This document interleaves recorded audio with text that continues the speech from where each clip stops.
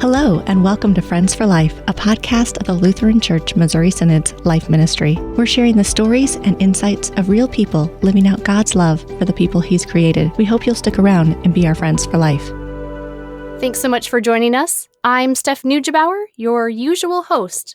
Today, though, I have something special for you. We're doing a host takeover, and my husband, Pastor Kirk Neugebauer, or as I just call him, Kirk, will be taking over as your host today. You might remember episode 23, where I was joined by Kyla Rodriguez to talk about friendship, particularly from a female perspective. And as promised, today we bring you the male counterpart to that conversation. That's why, in just a minute, I'm going to duck out and give the floor to the guys. But ladies, lest you think this episode isn't for you, I hope you'll reconsider. This conversation isn't for men's ears only. In fact, I think it will be a great window into the lives of the men around you and their need for friendship too. So if you have a brother, a husband, a son, I encourage you to take a listen, because I do believe a woman's role will come up in this conversation. Welcome, everyone, to the Friends for Life podcast. I am your guest host for today, Kirk Neugebauer. I'm pastor of Redeemer Lutheran Church in Paragould, Arkansas, but probably better known to this audience as a husband of the regular host of the Friends for Life podcast, Steph Neugebauer. And I think I have to take it as a compliment that she thinks I must have at least a few friends, because she is lending me the microphone today in order to talk about friendship, specifically male friendship. And joining me for this conversation is pastor and author Reverend Jeffrey Hemmer. Reverend Hemmer is the assistant to the president of the Lutheran Church Missouri Synod. He serves as pastor of Bethany Evangelical Lutheran Church in Fairview Heights, Illinois.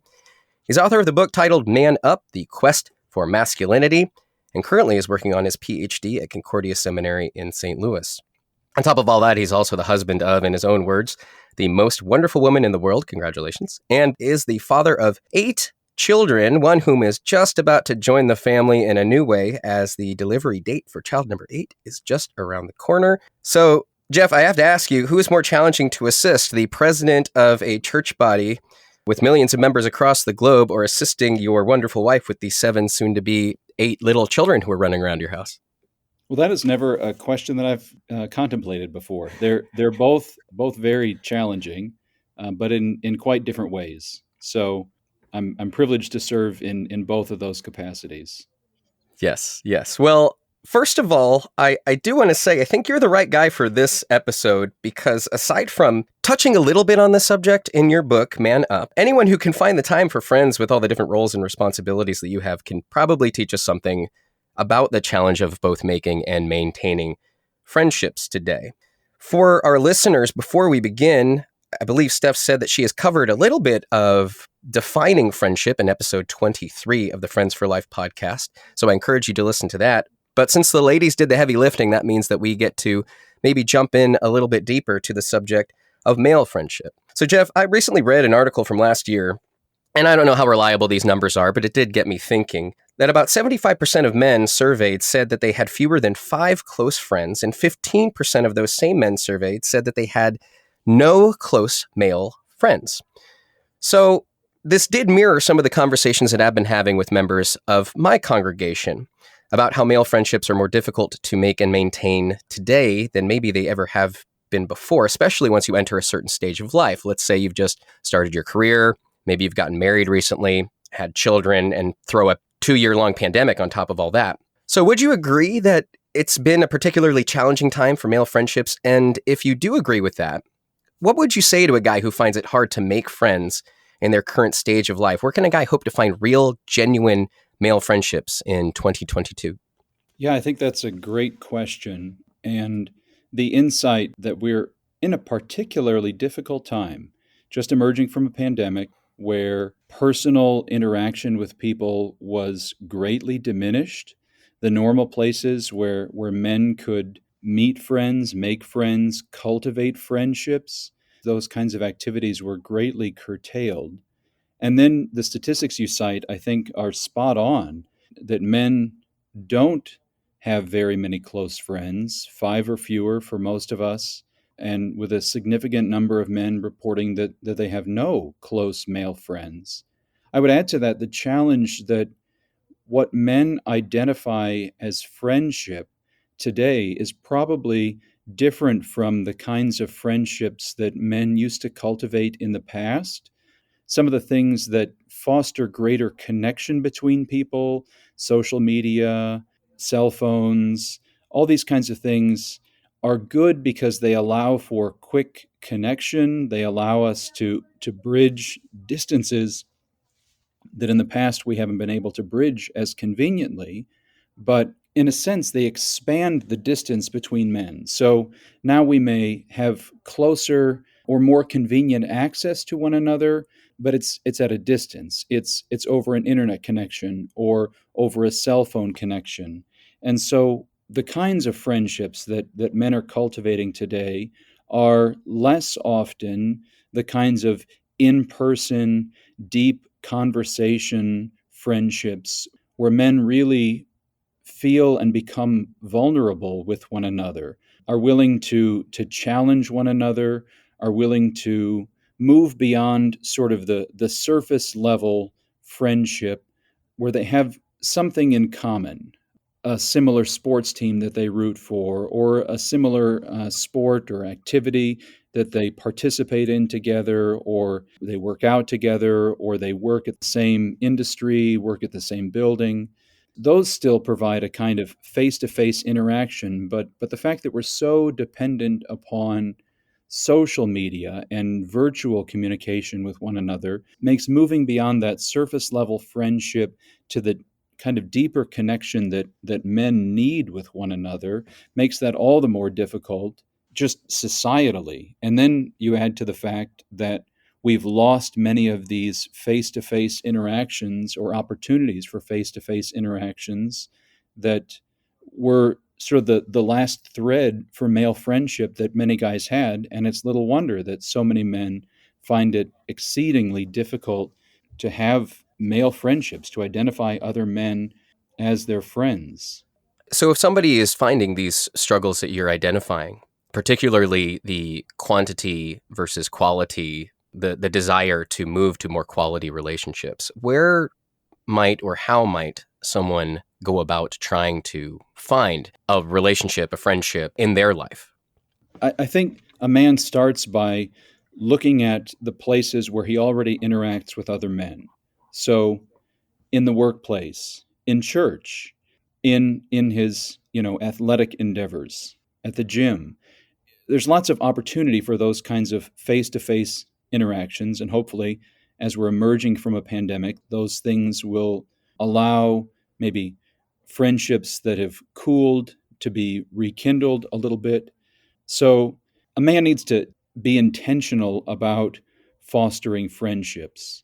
All the other relationships in a man's life, his parents, his wife, his children, his workplace comrades, all those other relationships don't require the same kind of intentionality to forge and to maintain those relationships.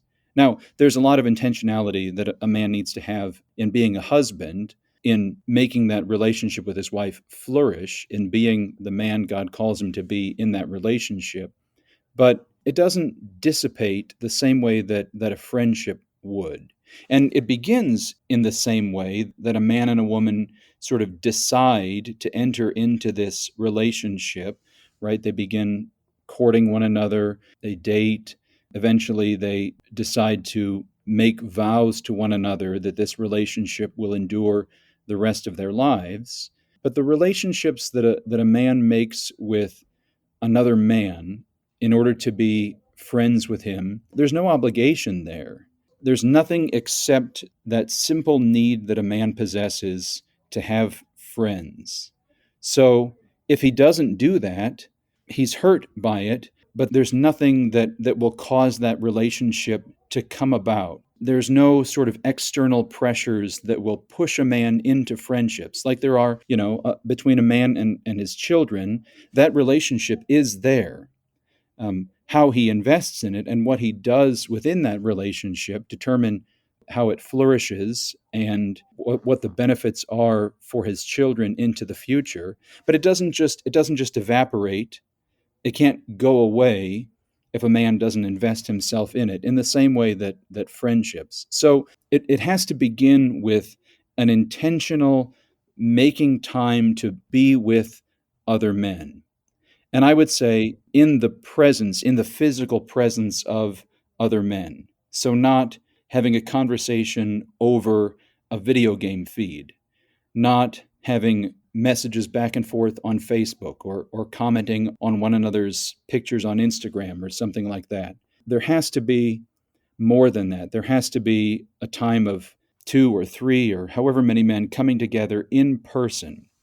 C.S. Lewis is very helpful on distinguishing between different types of love, 4 different types of love, 4 different Greek words for love.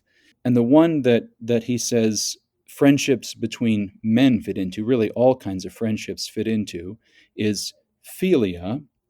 And the difference between philia and the other kinds of loves is that philia is a shoulder-to-shoulder kind of love. Men learn who one another are by this side-by-side working towards a common goal. This is where friendship begins. So they play on the same sports team. They have the same adversary, right? The same goal. They're moving literally towards a common goal, scoring points. Or they work in the same office building or on the same assembly line, building widgets, where they have a common goal, produce good quality widgets, and they have a common adversary, be it the competitor across town, these kinds of things, a common goal, a common adversary, a common endeavor that men share is sort of how this friendship begins. So the first thing a man has to do is he has to get in the presence of other men. There's a beauty to the church, for instance, that there's already people being brought together in the same place who on the surface might not have anything in common, right? You've got older men alongside younger men. You've got grandfathers alongside fathers. You've got people from different socioeconomic strata. You've got people from different races, from different cultures, all brought together in the commonality of the Lord's church. And so you have a place where that first step towards friendship is already fostered by the gathering of God's people around the Lord's word and sacraments. So church is a very easy place for friendships to begin. And if you just think about the nature of what we're doing at church, when we all come together and we confess our sins and we acknowledge our own inability to be our Savior, it almost begins to take that next step in friendship, where men can begin to be vulnerable with one another, to share with one another their strengths and their weaknesses, to encourage one another and to challenge one another. I mean, a lot of that is sort of just woven into the fabric of what God's people do when they come together. We confess our sin, we hear of our common Savior, we hear of our common foe, and we are put together around the Lord's altar, literally shoulder to shoulder, moving towards the same goal, both in the end, the telos, the goal of our own resurrection together and eternal life on the day of our Lord's return, but also towards the temporary goal, the temporary telos of growing together in our sanctification, of being more the men that God has called us to be. I mean, the church is just a fertile field for men to find these kinds of relationships. I don't think we should be in the business of sort of pandering to guys with Father's Day giveaways and those kinds of things. But I do think allowing the men who gather together on a Sunday morning to have other opportunities to fellowship with one another in the community of the congregation helps build these kinds of friendships as well. So church is one place, but I think an athletic endeavor is another kind of place. The gym is another place where you can find men who have a similar adversary and a similar goal, right? The adversary being the old flesh that doesn't like cardio or doesn't like lifting weights, and the goal being improving ourselves for the sake of those that we're called to serve. You mentioned the importance of place as a place to build genuine male friendships. I want to expand a little bit on the idea that you're talking about here, the standing side to side with a common goal or a common endeavor.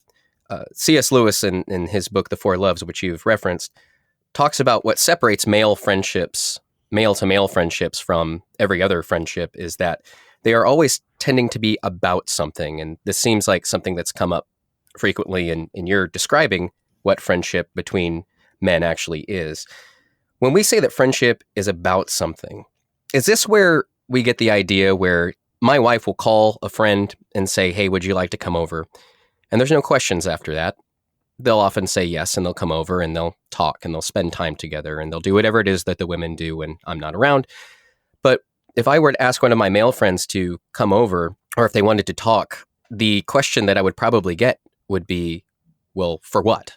Or about what? And when we get together, it's usually surrounding some sort of activity. There's some sort of purpose behind our gathering. Not that there always is, but there tends to be like, hey, let's go play a round of golf. Let's play some cards. Let's watch the game. Let's dig a hole, whatever the case may be. There's this shared experience that we have. And then the friendship continues in that what we do in our relationship is we talk about and reflect on and even rib each other about potentially those shared experiences that we have. So do you find that also to be true, that when you're trying to foster a male friendship, it's helpful to understand that there is this thing that it must be about in order to make them be able to develop and thrive? Yeah, and even if you think about the way that Lewis fostered his friendships in the group of the Inklings, they were writers who came together and read one another's writing, criticized one another's writing, challenged one another as writers.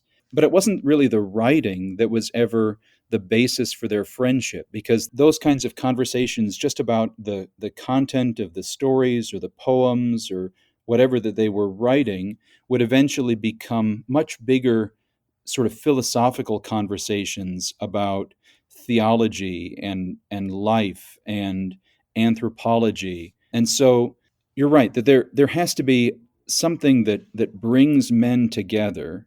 Men don't just get together in order to have a conversation. They might get together to build a fence or to repair a sidewalk or to fix the plumbing in the kitchen or to do a workout or any of a number of things. And then in the course of that conversation, it sort of moves from the superficial into when men learn that they're endeavoring towards a common goal together, there becomes kind of this moment of surprise where in the conversation they realize there's more that they're journeying towards together. They have more in common than just hanging stringers for a fence, that they also have in common, their families and their struggles to be good husbands or to be attentive fathers. There's sort of a moment where the conversation moves beyond whatever superficial thing has brought them together, the thing that they are about, and they realize that they're really about much more than just building or fixing or working. They're really about working on themselves as men and working on their communities, working on their households. That's when the conversation shifts from sort of the superficial, introductory kind of stuff into the real meaningful kind of stuff. And that's when the friendship begins to change from that sort of first level friendship into those enduring kinds of friendships. Lewis describes that moment of that, you too, I thought I was the only one kind of discovery, that when, I want to find somebody who likes that indie band that nobody has heard of except for me. And you discover that somebody else likes that band and there's that connection there that provides the space for a friendship to flourish. I remember there was an acquaintance of mine that became a friend based on a conversation that we were having. And we discovered that we both liked this terrible 80s movie based on the board game Clue, starring Tim Curry. And that all of a sudden was like, oh, you too? And then from that point on, we're quoting this movie that bombed to each other for the rest of our friendship. And that has allowed this third thing that our friendship could be about. And then, like you said, it expands certainly beyond that.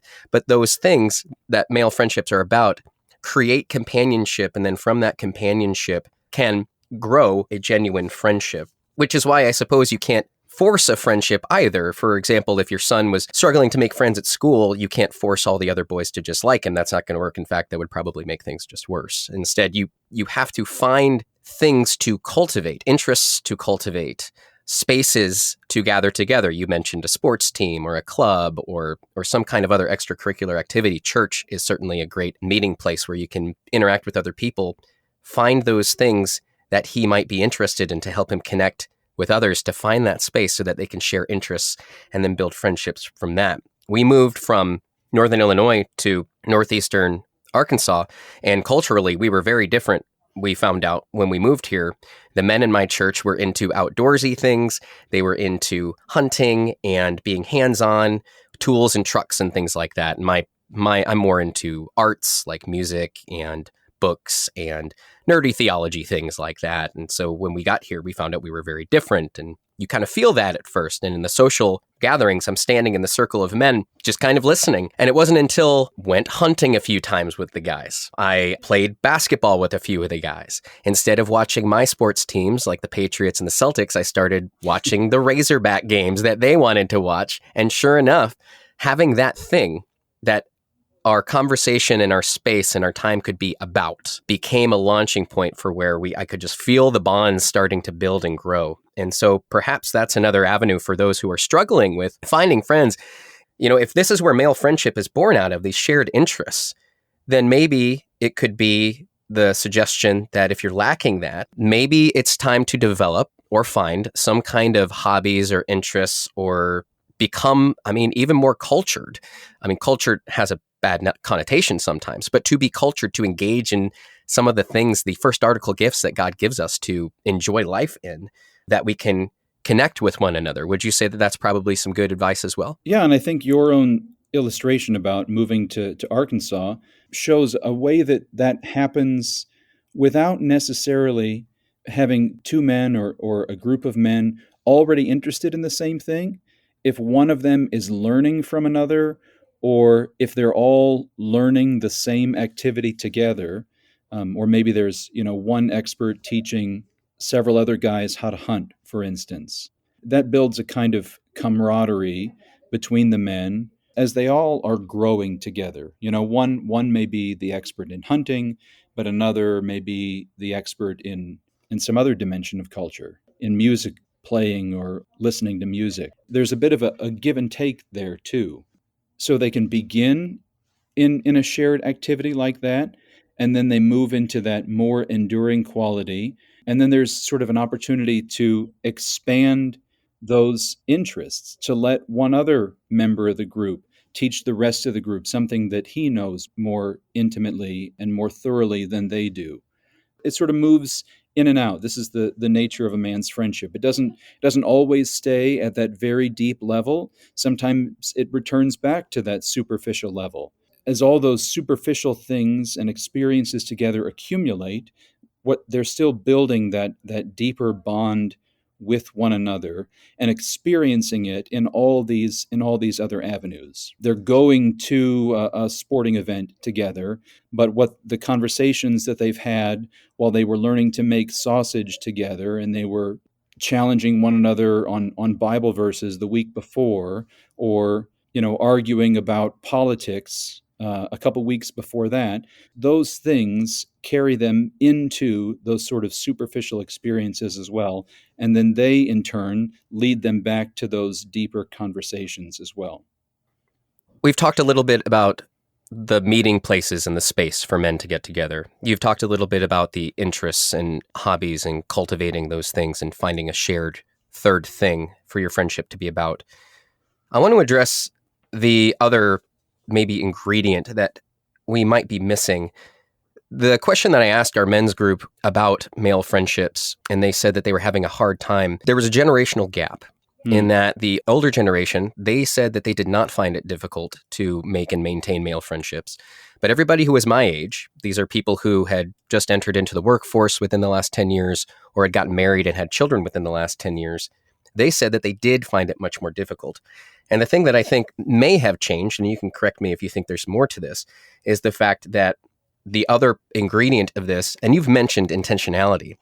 Part of the intentionality is time, is making time. So if all your life is consisting of is a continual hamster wheel, you work 90 hours a week, you come home, you do your best you can as a father, as a husband, or you just come home and lay on your couch and watch whatever's streaming on TV, and then you wake up and do that again and again and again, that's going to limit your opportunities to be able to find male spaces and also to cultivate interests and hobbies where you can find connections with other people, to immerse yourself in a task or a goal. So this goes back to the time management thing. Finding balance in life is a constant struggle for men, particularly men who are adults, who enter into marriage and are blessed with children. Is part of finding the balance in life also making sure that you're creating time so that you can go to those spaces that you're talking about. And even when you're not in those particular spaces, on your own, cultivating these interests that you have, the things that are unique to you, indulging in a positive way, the things that you find interesting. Would you say that that's another ingredient to solving the problem of a lack of male-to-male companionship? Yeah, I think you're right. Especially as men get married, start families, are working to establish their careers or establish themselves within an industry, there are a lot of pulls on a man's time. And it's easy to sort of pit those things against each other. Well, if I go hang out with some guys tonight, I miss this time with my family. Or if I go with my friends on a hunting trip this weekend. And so at some level, it's true. There is some trade-off. But we have to understand that friendships for men are valuable not just for the friendships, but for the man that they help shape him into. Lots of people have talked about this sort of epidemic of male loneliness. And I think you're right that it afflicts people in our generation and in our stage of life in a way maybe that it hasn't in the past, or that we have not grappled with in the past, that all of a sudden there are new demands on a man. And so loneliness is a distinct problem for men, and one that we're dealing with in new kinds of ways. But for a man to have these friendships, it's not really an either or, not either he will have friends or he will be a good husband. Either he will have friends or he will be invested in the lives of his children. Because good friendships with good men will return a man back to his marriage a stronger, more capable, competent husband than he was before he went with his friends. Good friends will return a man back to the tribe of his children, a better father, more equipped to handle the ups and downs of family life. We're not picking one or the other unless the friendships that a man finds himself in actually hurt those other relationships. So if he's gathered with other men and what they do is they all just complain about their wives and children, that won't return him to his family stronger and better prepared to be a husband and a father. But if he's gathering with other men and they're talking about the challenges of staying patient with your children, or they're engaged about something they learned about being a good father from a podcast or a book or something in scripture that they read. And then a man, he wrestles with those things with his friends and he brings them back to his family and he's slightly better, or he has just a little bit better insight into his own family dynamic because he's heard from these other men. So good friendships with other men striving to live as good husbands, as good citizens, as good fathers, as good children of their parents and brothers to their siblings, are not at odds with the other demands on a man's life, that he be a good worker, that he establish himself in a career, that he be a good father, that he be a good husband. They actually enhance those things. So, but there is a time balance, and there are only 24 hours in a day, and it's possible to spend too much time with friends that you are neglecting your family. Or it's possible to spend too much time with your family that your friendships begin to sort of die out. You lose contact and connection with those guys. And there's not a magic formula, except to know that time spent with other men endeavoring to be good men will enrich a man's service towards his wife, his children, his community. We have all seen the cliched old sitcoms of the man who is always trying to get away from his wife and his loud, noisy children in order to go be with his guys. And you've mentioned the unhealthy kind of male companionship and friendship where all they do is just whine about their wives and their kids. But the healthy way of doing this and what friendship actually does is it's the whole Proverbs 27 idea, iron does sharpen iron, and it makes us more into who we were created to be. And that actually enhances our vocations as husbands and as fathers. And we encourage one another in those things. Those groomsmen who are standing up by you at your wedding, they're not there to just be your buddies to when you're not with your wife, you're hanging with us.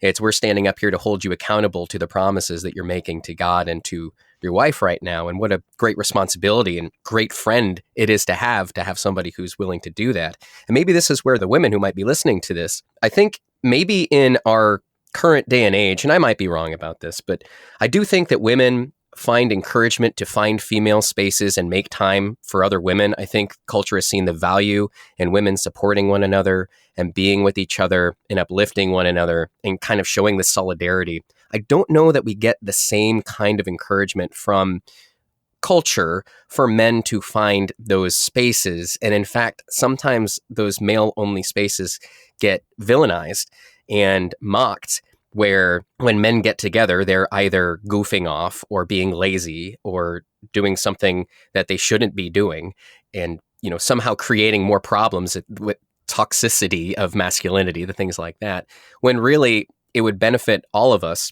if we saw that male spaces where men can grow as men, as we were intended to be and serve, it actually benefits the whole. So this brings me into another observation that I've made, which is I hear a lot of people say that they don't necessarily need friendship because they have those things that friendship provides they get in other places.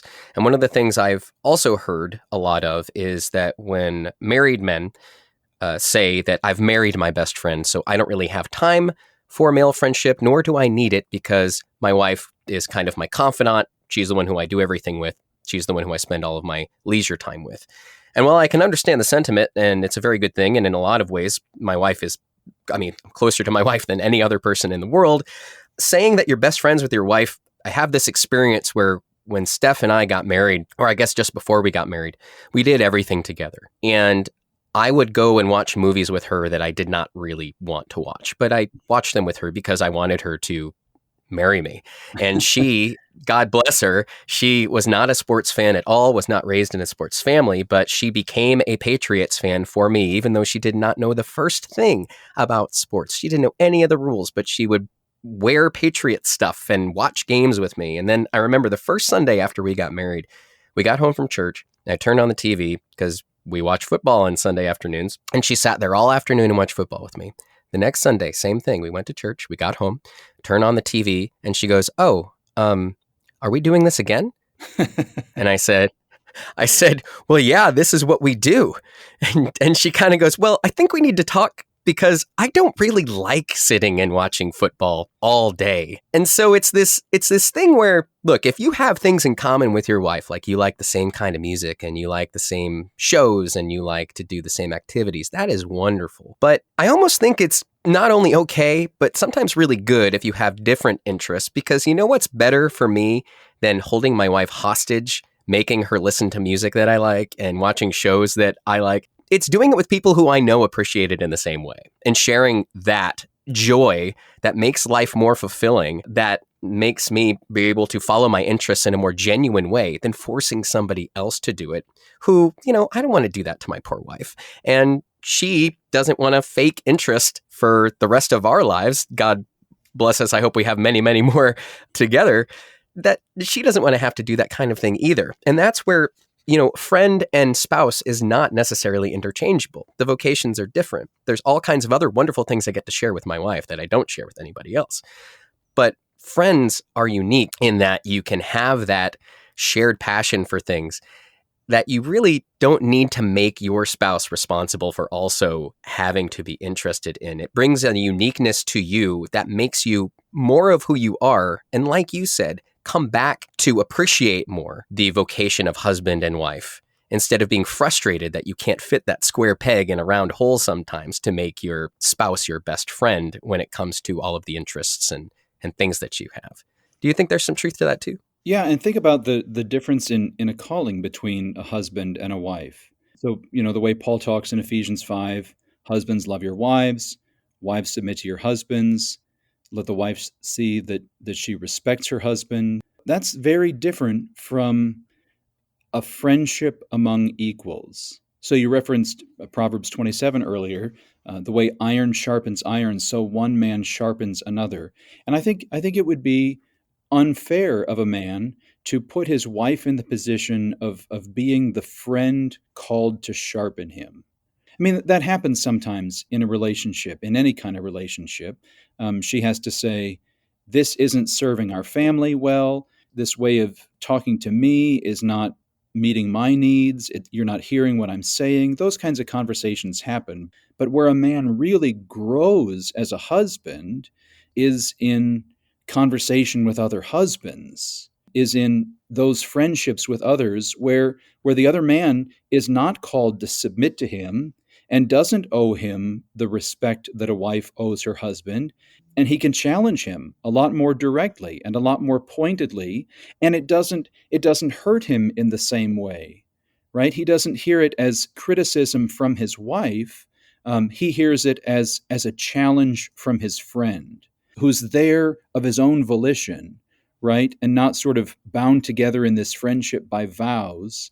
He'll hear that in a much more healthy, constructive way from a man who is his friend than he will from a woman who is his wife. The same is true of relationships in the workplace, for instance, right? There's a hierarchy to the workplace where if a boss tells you to do something differently, that's very different from a friend telling you should do this differently, or you should consider this other perspective, or you should stop doing this thing that's alienating people around you, whatever it is. He'll receive that correction much more helpfully and positively from a friend than he would from an employer or from a subordinate within the hierarchy of the workplace, or from his children, right? Children shouldn't have to tell their fathers how to be better fathers. That happens sometimes, but not in an intentional, like, let's sit down and talk about how you could be a better father to me. Because they just don't have that kind of experience that another man with children or a man whose children are grown will have. And he won't hear it in the same way. He'll hear it as criticism. It'll hurt his feelings. Whereas with another man, feelings are sort of off the table because the friend is only invested in seeing the man flourish in his vocations. This brings me to something that you mention in your book, which includes the tagline, "The Quest for Masculinity," which I think implies that masculinity is somewhat harder to come by than it used to be. So in adolescence, making friends is much more simple because we have the opportunities, like you said, the spaces like school and sports and clubs and etc., where we naturally are able to group ourselves according to our interests. But adolescence is also an important and interesting time in our lives because this is where we're first gaining independence from our families. And for a time, your friends almost become like your family. And so it's this kind of liberating way that we get to build maturity, and they have this influence on us that's greater than possibly any other time in our lives, where I'm having my opinions and my thoughts formed and, like you said, challenged by friends. That hits you differently than when your parents, especially at adolescence, tell you what's right and wrong. When your friends during adolescence do, it hits you differently and it has this weight to it. And this can be a good thing. It can be a healthy thing. And then later, of course, on the other side of this, when you see your children going through it, you witness the same thing happening. And so this period of time has a huge influence on who we become. So assuming all that is true, my guess as to what part of the need for the quest of masculinity to actually take place. And this is how it ties into friendship, is when you don't have friendships, you don't get the opportunity to mature through that experience of gaining that healthy independence and that forming through friends who don't have the same boundaries as some of those other relationships do. And therefore, you're missing out on an important stage of male development. We've all seen the movie Sandlot or had neighborhood experiences where the boys go hang out and play together, and you kind of learn the boy code. And that includes a lot of valuable lessons for us to take into life, where those boys are able to kind of have their own way of dealing with conflict and issues and learning from one another, and even toughness and bravery and things like that. Do you think that the adolescence stage of our lives can teach us a little bit about where we are as far as masculinity and friendship and the relationship between the two today? I think it can if we add another dimension to your illustration, that the boy learning to play baseball in the sandlot, he's not only learning from his friends, but he's taking the things that he's learned from his father and the boundaries that his father has established for him and the picture of masculinity that he's received from his father. And then he's taking those into the company of his peers and he's trying them out. He's testing their veracity in a sense. And then he takes the things that he learns from his friends and he returns home to his father and he tries them out there. So there's kind of a balance between those things where he's learning both from his peers and also from his mentors, his father, grandfather, other older men in his life, and then trying each of those things out in those different arenas. So he's learning his independence and he's forging the image of himself as a man, but he's bearing the image of his father who's been formative for him, hopefully the whole time. So what does that mean for us in different stages of life? I think it means exactly the same thing, that while having friends with peers is great, it's also not the only place where we learn what it means to be a man. And we also learn what it means to live in this fraternity of men from the men who have preceded us, who are farther along in this quest than we are. And they teach us by example. They instruct us both by means of their successes, but more often by means of their failures. And then we take that wisdom and those icons of masculinity and we try them out in our peer groups. And we let our peers sharpen us and discipline us. We let that be the sort of arena where we try ourselves as men, and then we sort of come back again to our mentors, those more adept in masculinity than we are, because none of us is ever really there. It's always just a lifelong quest, and not any man that you'll ever meet has ever attained the ideal. The ideal for what real masculinity is comes from Jesus. And so even our mentors are being shaped and being formed in what true biblical sacrificial masculinity looks like. Everyone is being instructed. Everyone is learning from another man somewhere. And we're trying these things out with our peers, and then we're trying them out in our vocations as husbands, as fathers. So I think adolescence provides a really helpful, sort of easier to understand picture of what it means to learn to mature from boy to man, that really we don't ever move beyond. Though our peer group gets older and our mentors get older, and then the older we get, we eventually become mentors to younger men as well, we've never really arrived. We're never at the place where we can finally let off the gas and say, now I'm there, now I'm a good man. I don't need anyone else's catechesis and masculinity anymore. I don't need my peers to sharpen me anymore. I've arrived. So the picture of growing from boy to man in adolescence really applies to us our whole lives long. Is part of the other challenge that we face generationally speaking, as things continue to change exponentially as far as technology and what's accepted in culture and ideas about male relationships and really being relational with each other in general. C.S. Lewis has this part of his book, The Four Loves, where he talks about how friendship is devalued because it's one of the few kinds of relationships that is not very efficient, nor is it productive, in that it doesn't produce anything in the same way that other relationships do. A lot of our busy, rush, fast-paced, always connected kind of world that we live in now is part of the problem that we don't value friendship because we're not really willing to do anything that's not utilitarian, that we look at things that if they're not productive for us, then they must not be worth doing. And the idea of being like a workaholic all the time, even in your leisure time, it has to give you some sort of value or produce something. Otherwise, it's kind of frowned upon. That certainly is a challenge to cultivating good friendships. And yet, there is a sense in which we're not really as workaholic as we often tell ourselves that we are. Strangely, so many people have hours a day to watch television. Nothing wrong with television. Maybe hours a day of it is excessive, but therein would be time to invest in a friendship. Or we have time for other leisure activities, reading a book, exercising. All of these things have their own individual payoff, but I think probably what scares us away from male friendship is just the work involved in cultivating and maintaining those friendships, and the risk of being known to other men. So I don't disagree with Lewis or with your idea that friendship's not, we don't value friendship because it doesn't seem productive.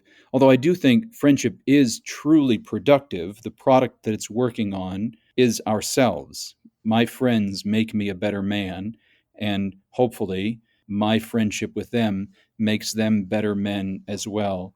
But it's really the work of knowing other men and being known by other men that I think scares most men away from the task. It's sort of like, what scares people away from private confession.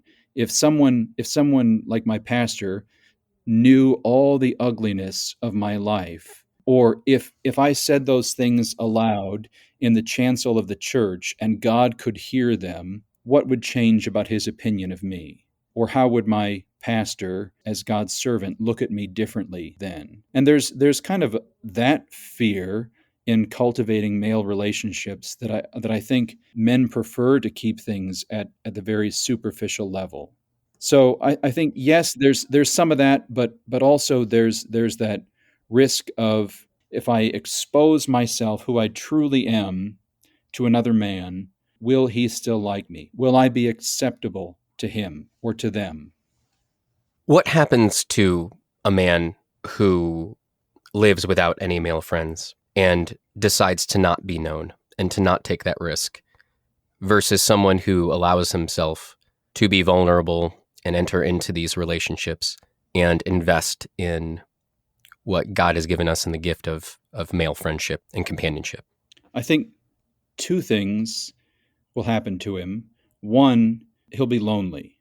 He's created for that kind of love for another man and love from another man, that kind of philia that's not an erotic kind of love, not a familial kind of love, but the love of friends. He needs that.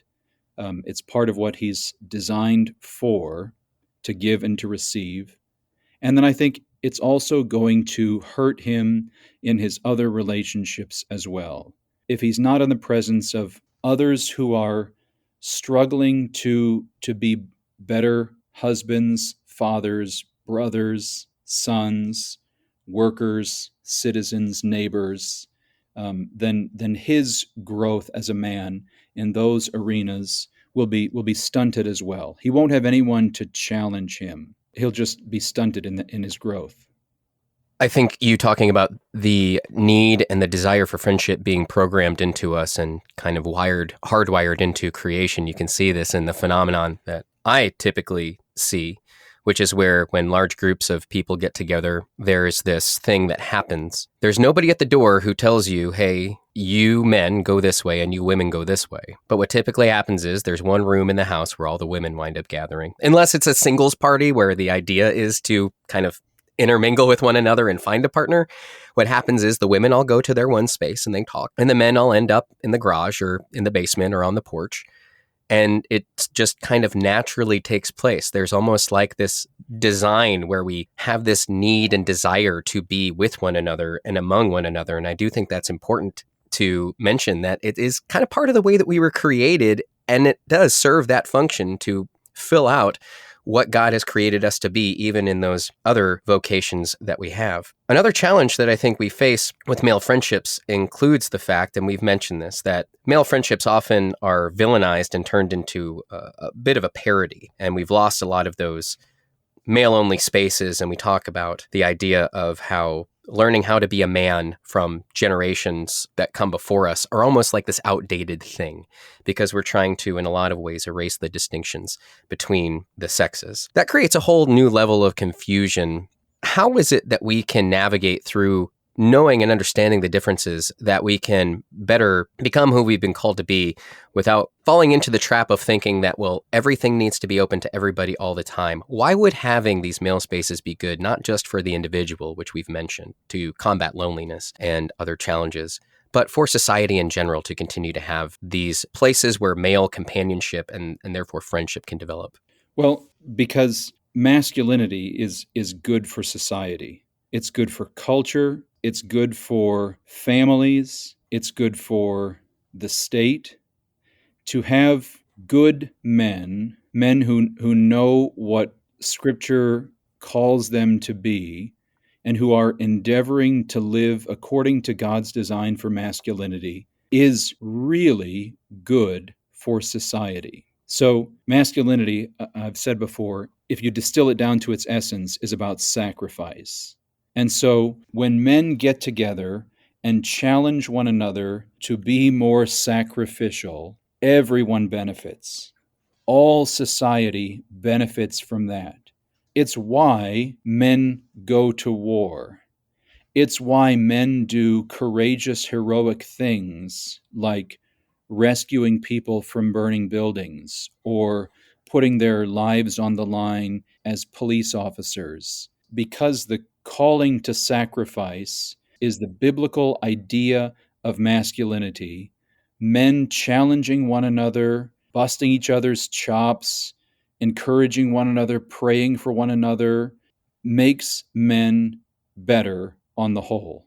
And so if they don't have that, then the real villainy is not that men get together and learn how to, be worse together. The greater villainy is that there's nothing to call a man to this high, holy, sacrificial masculinity that he's given. We face a lot of confusion about male and female today, and a challenge that has come along with that is the fact that, and you mentioned this, that when two men find an intimate friendship, that a lot of times nowadays that gets conflated with a romantic relationship, that friendship love is actually interpreted as it must be some sort of repressed or hidden romantic feeling that you have. And so when two men are sitting together at dinner, now the assumption is that they are a romantic couple instead of two friends. And we've even gone back to people in history, and we've said, well, these friendships must have been some sort of romantic relationship. And the Bible is even fallen to some of these accusations. As the relationship between David and Jonathan, people have started to make accusations and teach that was a romantic relationship instead of a friendship. Living in a hypersexualized culture, it becomes almost like our first reaction to these things. I've seen it myself. I spent about a month in Tanzania, and we get off the plane, we get on a bus, we go to the village that we're going to be staying at, and the bishop there, who was going to be hosting us with his church, he was about to show us where we were going to stay while we were with them, and he took me by the hand and we began to walk. And the first 15 yards of that walk, I am incredibly uncomfortable with it. And I'm thinking, this is really strange. And then by like the 20th yard of that walk, I start to consider the fact that, well, wait, why would I think that this is strange? Why is this strange to me? What have I been indoctrinated with and learned through the world that I live in that makes it so that this is something that I can't be comfortable with? And he is a masculine man, and he is a wise man, and he is a brave man, and he is a godly man. And so we have this extra challenge of the culture that we live in. Can you speak to this problem of conflating all of these relationships and how it is that we can be comfortable? The word intimate it really just means closeness. So to not be afraid of what you're talking about, and instead of always being defensive that we have to defend these close, intimate relationships with each other. Yeah, when we flatten love down to sex, we take all the nuance of the different types of love out of it, right? I mean, the creed of culture, love is love. When people say that, what do they mean? They mean anyone should be able to have sex with anyone else. It just completely flattens love into sex. And so two men loving each other must eventually become an erotic relationship. But if we understand that there are different kinds of love, and each one is moving towards a different goal, then the love of eros, the love between a husband and a wife, has a much different goal than the philia love between two men. The love between men is not leading towards anything erotic. It is leading towards a closeness between them. It is leading towards a bond between the two of them, an intimacy between the two of them that doesn't have as its final culmination anything erotic. That's in a completely different lane. The goal between two men is love and closeness, and that can entail like hand holding in different cultures. It can entail arms around one another. It can entail a hug that's a physical closeness that need not be erotic. That's not where they're going. What they're going towards is building one another up as men, upholding one another, encouraging one another, defending one another. That's where that relationship, that love between men is heading. But you're right, in a hypersexualized world, all love gets reduced to lust, and lust has as its goal some kind of erotic fulfillment that's just not ever designed to be part of the relationship between men. Yeah, it also seems that we are depriving ourselves of a joy that God has given us to experience in these relationships. And that's just an unfortunate part of all of this, is that, the thing about friendship not necessarily having to produce anything is because it is this free thing. You had mentioned that you can pick it up and you can put it down, and you can pick back up with an old friend, and you can drift away from a friend, and it's okay. There's not that obligation like there is with other relationships. It just makes life more fulfilling. And life is intended, the Lord wants us to enjoy the creation that He's made for us, and to not be able to fully embrace male friendship like it has been given to us and like we're wired to even have.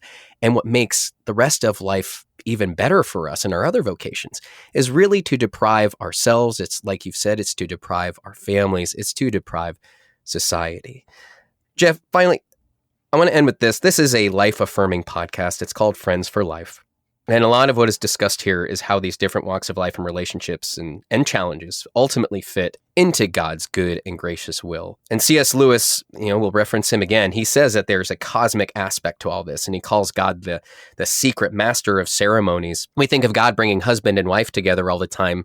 Lewis makes the argument that he's also bringing men together for his purposes as well, to reveal beauty in the world and within each other, and to be known, as you said. So how can we entrust our friendships, as we entrust every other good gift that we have in life, to our Lord, so that they can not only serve us, but ultimately serve God's kingdom and His glory?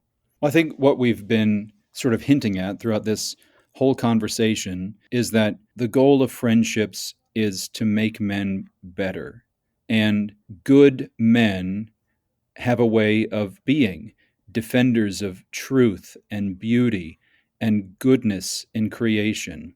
And so when God brings two men together, as they grow together, as they go back from that friendship out into the other vocations that God has put them into, what they have received in that friendship will bear fruit in all their other callings as well. They will be kinds of stewards of truth and beauty and goodness. And then they'll bring those things back to their friendships with men, and they'll ask those kinds of questions that men can only ask of other men, like what is truth and what is beauty and what is good. And then they'll take what they learn and the ways that they're challenged with other men, and they'll go back again into their vocations, and they'll continue to be stewards of beauty and truth and goodness.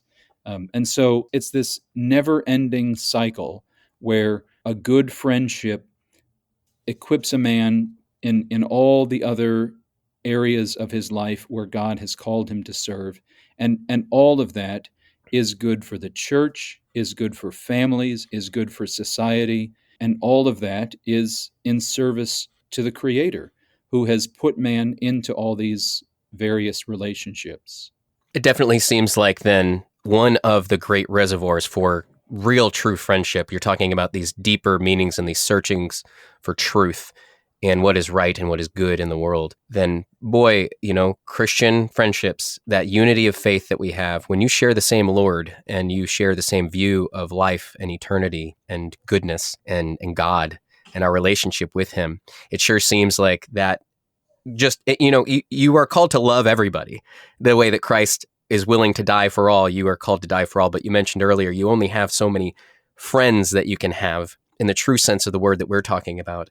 And so to see that when you already have those things in common, those deep things, the searching for truth with a brother in Christ, that sure seems like a good place to look. And so I would also encourage people, if you're listening to this, start a men's group. It doesn't have to be official in your church. Create a space to get together with the other Christian men, generation to generation, so that they can learn from one another. As you mentioned, the value of learning from other generations and becoming men, that quest that we're all on together, but also to enjoy each other and to be formed the way that God has created us to be formed. Definitely seems like there are challenges, but being intentional about making time for friendships, finding space for friendships, finding things that interest you, becoming cultured, all the things that we've talked about, and certainly growing in your faith, which unifies us with all believers. These are all avenues towards healthy male-to-male friendships, even in a time where they seem to be lacking and harder to find. And so it is a good goal, I would argue, and I think you'd agree with me, Pastor Hammer, that it's a good endeavor to seek out male friendship because these are gifts. It's not good for man to be alone. You mentioned in your book that is often quoted, but can also apply to the fact that man not only needs a helper, but he needs a companion. He needs companions, and this brings joy and pleasure to life that is a gift from God. So if you want to learn more about some of the things we've been talking about today, I can't recommend enough Reverend Hemmer's book, ManUp, The Quest for Masculinity. It's amazing that a book that is written about such a hot topic, a controversial topic in our culture, and a ever-changing topic has actually become more relevant as time has gone on, as opposed to less. So a really, really well-written book that informs a lot of the questions that we might have in the church about some of the things that have come up in our culture. So I certainly recommend that. And also, we've referenced it, so we might as well recommend it. C.S. Lewis's classic book, The Four Loves, particularly the section on philia, friendship.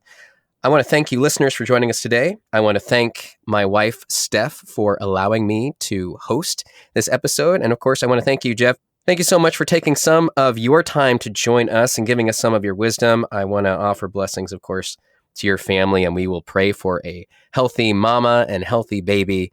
And again, thanks for sharing with us and for all that you do for our church body. Thank you, Kirk. It's been a great conversation. I pray that all the listeners of the podcast are edified. Good times. Thank you. And thanks to our listeners for tuning in. If you liked what you heard, please leave us a review. And don't forget to click the follow or subscribe button so you don't miss out on upcoming episodes. New episodes drop twice each month. You can find us on Facebook and Instagram as Friends for Life, LCMS. And finally, listeners, we want to hear from you. Do you have an idea about a guest you'd like to hear from or a topic you want talked about? Email us at friendsforlife@lcms.org. We want to hear from you about what you want to hear about when it comes to issues of life. Thanks for joining us. Friends for Life is a podcast that introduces listeners to life issues by introducing them to friends who stand for life.